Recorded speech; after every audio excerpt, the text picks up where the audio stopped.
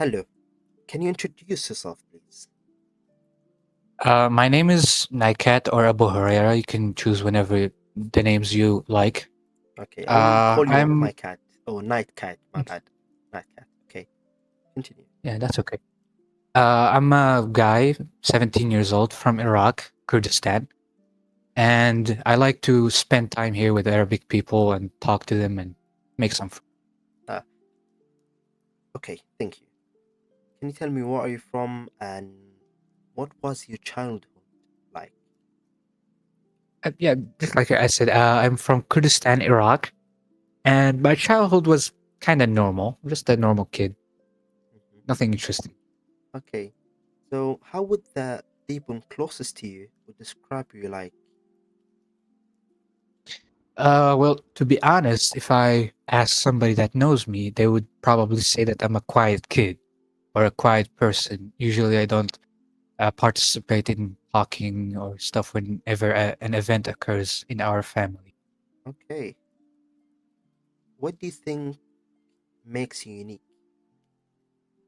What makes me unique as Yeah, a person or in my family? I would say yourself.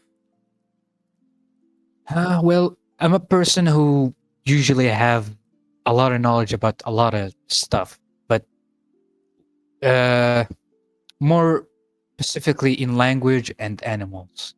Mhm. So I would say animals and languages. That's good. Yeah, So how did you start your current journey? current journey. Yes, what are you doing in life now? You're working, studying. Just studying in normal school, nothing interesting. Do you have any plan for the future, or you just going with the flow? Yeah, I'm just going with the flow. That's fun. That's what we do. Like especially teenagers from like 16 to 20, we just going with the flow. Like we go secondary school, high school, university, and find a job. That's the I would say the academic way of living life, and that's fine. There's Yes. nothing wrong with it. But let me go to the next question, and it's what has been the most difficult phase in your life? Most difficult phase in my life would be, uh, well, I don't know. I have one in mind, but I don't think I think I might skip this one That's fine. because it's kind of like deep. Okay. Who has been your biggest supporter? My biggest supporter, Yes. well, a friend of mine that I know for 2 years. He's a very supportive man. And he always supports me wherever I do. Okay, let's move on. If you could go back in time, what advice would you give your younger self? I would I would tell him to uh, study more about languages. Okay. Yeah, even more. Did you ever dream of doing something different from what you are doing now? Yes, actually, a lot of stuff. For example, working out more or being more academic in school, which I am currently not. Mhm. Let's move on. What is your favorite quality about yourself? My favorite quality, Yes. I would say I can literally go with anyone or talk with literally anyone, no matter Okay. what religion or type of personality they have. Very social person. That's good. Good. You can Yes. use that quality in, especially in workplace, when you get a job, or maybe between your family and friends. So you are the one who's talkative, who control the conversation, and who's moderating the distinction. That's good. That's very good. Let's move on. But What? I might have a note in this. I might be a social person or could be a social person, but Mm-hmm. I'm usually not. It's a very weird introvert and extrovert thing. Like I'm in between. I can talk Okay. with anybody and I can be social.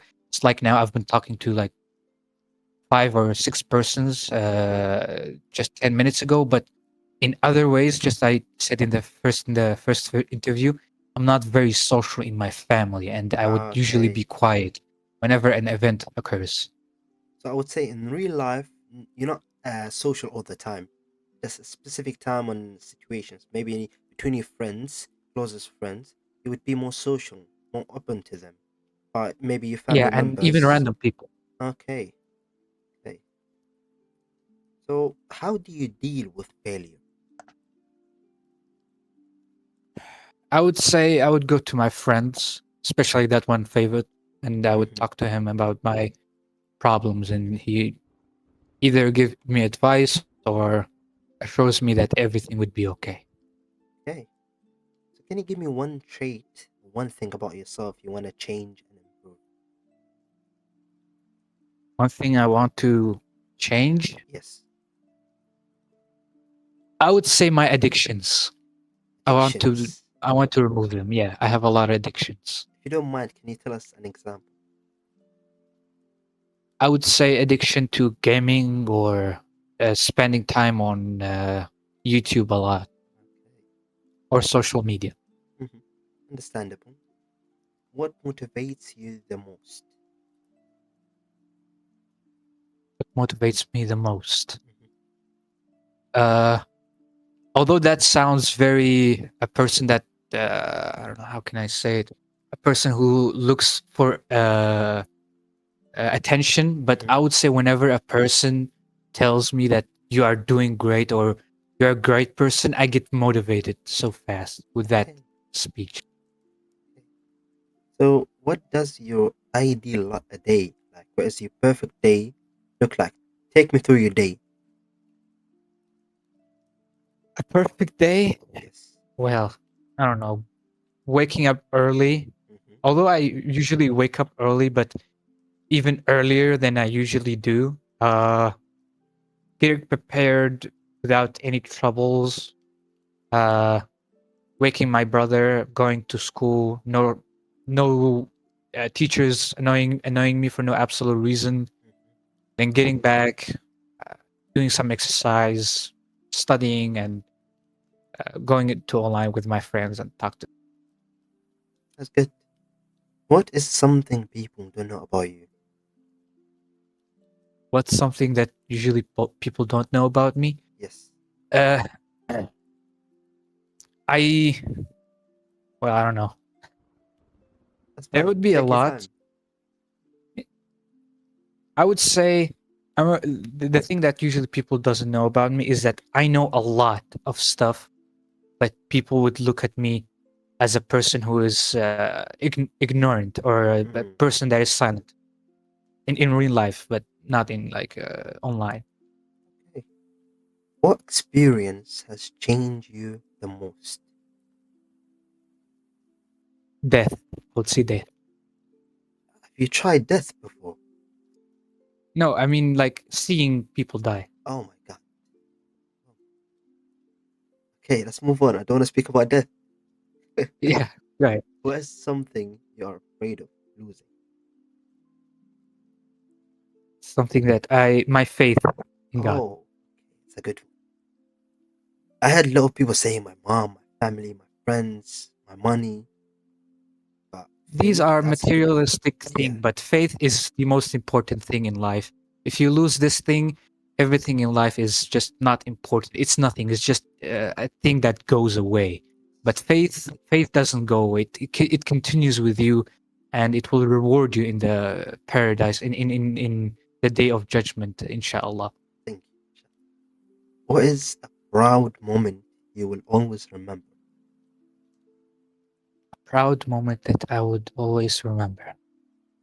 There's actually a lot of them, but one thing that I would say that I am proud of the most is the times that whenever a school event occurs and some people come to like interview us or like give us a speech, I'm always the one who raises his hand between all of them, the one who always asks questions. Okay, that's a good. Like I'm saying, you are a social person, but in certain times, like you're not always social. In As certain same as times, yeah. me, it depends on how it's going.